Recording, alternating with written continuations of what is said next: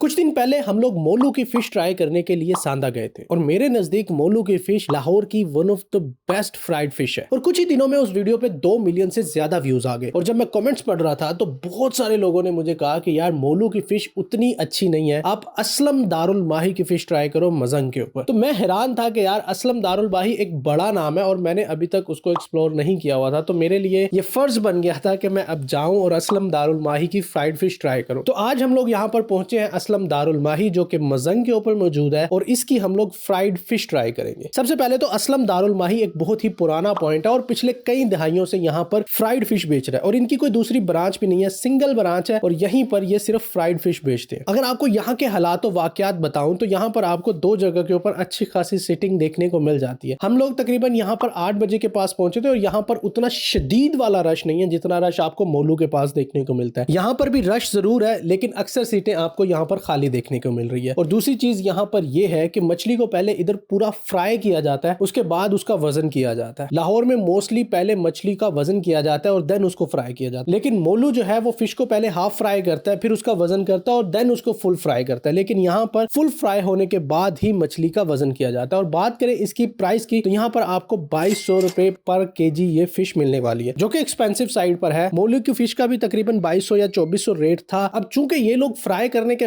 बाद मछली का वजन करते हैं जिसकी वजह से मछली का वजन थोड़ा सा कम हो जाता है। और असलम दारुल माही पे जो मछली का साइज है वो भी काफी बड़ा देखने को मिल रहा है। मेरे ख्याल से 2 या 2.5 किलो का कम से कम यहाँ पर जो है वो पीस देखने को मिलेगा। तो सबसे पहले तो जनाब पहली बाइट में अगर इसके टेस्ट को मैं एक्सप्लेन करना चाहूँ तो इसका टेस्ट मुझे बहुत अच्छा लगा, लेकिन टू बी ऑनेस्ट मोलू से थोड़ा सा कम ही लगा। फिश अच्छी है, बुरी बिल्कुल भी नहीं है, लेकिन अगर आप इसको मोलू के साथ कंपेयर करेंगे तो मेरे नजदीक ये मोलू के आसपास नहीं आती है। और अगर इसके स्पाइसेस की बात करें तो आपको माइल्ड स्पाइसेस मिलेंगे, लेकिन अंदर तक जो है वो मसाले फुली रचे नहीं हुए। एक तो शायद उसकी वजह ये हो सकती है कि इसका साइज बहुत बड़ा है, इस वजह से मसाले अंदर तक नहीं गए। और दूसरी बात, यहाँ पर मछली को एक ही जगह फुल फ्राई किया जाता है जिसकी वजह से इसकी जो अपर लेयर है वो उतनी ज्यादा क्रिस्पी नहीं है। स्टार्ट में तो अच्छी फीलिंग आ रही थी, लेकिन जैसे जैसे मछली को हम लोग खाते गए अंदर से अगर बात करें मछली की तो मछली मुझे थोड़ी सी कच्ची भी मिली। एक ही जगह पे फ्राई हो रही है, मछली का साइज काफी बड़ा है जिसकी वजह से मेरे ख्याल से मछली जो है वो पूरी फ्राई नहीं हुई। हालांकि जब मछली हमारे सामने लाकर रखी गई थी तो उसकी ऊपर वाली स्किन ये बता रही थी कि मछली को ओवर कुक कर दिया गया, लेकिन फिर भी मछली अंदर से जो है वो कच्ची मिल रही थी। इतनी भी कच्ची नहीं थी, लेकिन आपको कच्चापन मछली में हल्का हल्का जरूर महसूस हो रहा था जहां पर मछली की मोटी लेयर थी। तो इस तरह से असलम दारुल माही और मोलू का मेरे नजदीक कोई कंपैरिजन बनता ही नहीं है। ओवरऑल अगर मैं बात करूं असलम दारुल माही की तो मैं डेफिनेटली इसको 7.5 आउट ऑफ 10 देने वाला हूं। वो वधिया होते होते रह गई।